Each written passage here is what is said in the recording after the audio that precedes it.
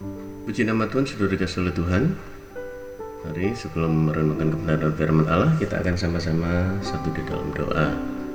Bapa di surga, kalau sebentar kami akan merenungkan firman-Mu, biarlah kebenaran-Mu membuat hidup kami semakin kokoh kuat di dalam Tuhan, semakin hari semakin didewasakan oleh Tuhan, karena hidup kami tidak dapat lepas dari kekuatan firman-Mu yang akan terus memelihara kami.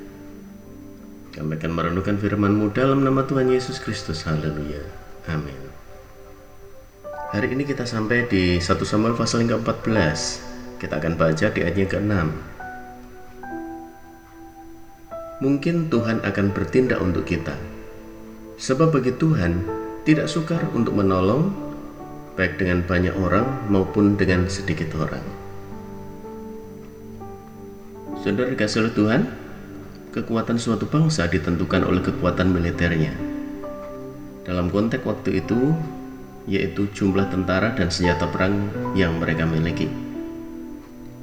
Hal yang sangat ironis di Israel adalah justru mereka tidak memiliki tukang besi di seluruh Israel. Saat mereka harus perang, mereka tidak memiliki senjata sama sekali, kecuali Raja Saul dan Yonatan. Bayangkan betapa lemahnya kekuatan perang bangsa Israel pada waktu itu. Namun disinilah kita justru melihat kepahlawanan Yonatan. Meski lemah dalam hal persenjataan, tetapi bangsa Israel punya Yonatan yang memiliki keberanian yang mengagumkan. Hanya ditemani pembawa senjatanya, Yonatan berani menyeberangi daerah musuh. Dari mana keberanian itu muncul? Dari imannya kepada Tuhan. Yonatan yakin bahwa Tuhan akan bertindak baginya. Yonatan juga yakin bahwa Tuhan bisa menolongnya, baik dengan banyak maupun dengan sedikit orang. Akhirnya terbukti bahwa Yonatan dan pembawa senjatanya telah menewaskan 20 orang musuh. Dampaknya tidak hanya itu, tetapi timbullah kegentaran hebat di perkemahan musuh. Yonatan tidak hanya mengalahkan orang Filistin secara fisik, tetapi juga sudah membuat mental mereka jatuh. Mungkin Tuhan akan bertindak untuk kita, sebab bagi Tuhan tidak sukar untuk menolong, baik dengan banyak orang maupun dengan sedikit orang. Iman yang seperti ini perlu kita teladani,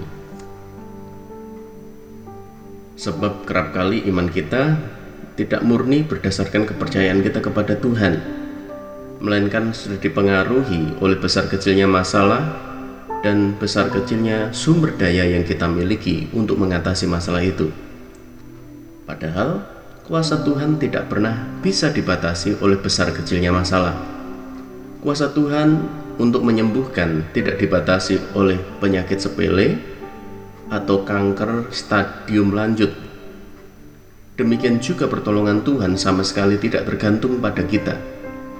Bahkan ketika kita tidak memiliki senjata apapun, Tuhan tetap bisa memberikan kemenangan kepada kita, karena kemenangan ditentukan oleh Tuhan, bukan kita.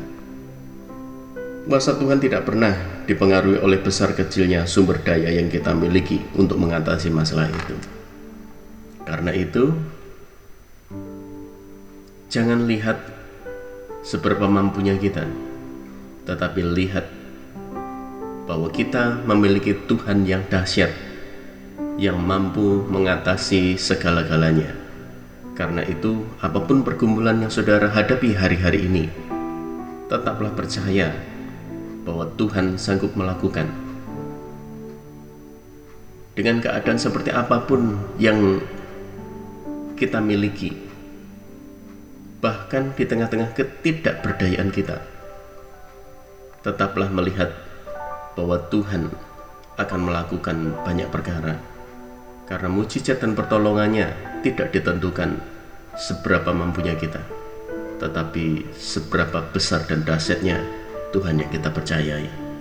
Puji nama Tuhan. Mari kita sama-sama satu dalam doa. Terima kasih Tuhan, kami bersyukur kami boleh dikuatkan dan semangat baru boleh ada dalam hati kami, bahwa Engkau Allah yang sangat peduli dan kuasa-Mu pasti akan Engkau nyatakan dalam hidup kami.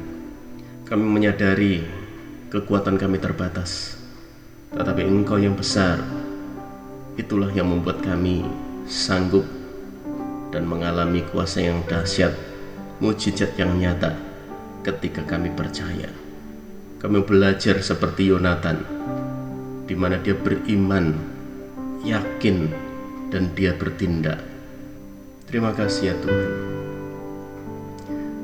Kami aminkan dan kami akan terapkan dalam hidup kami.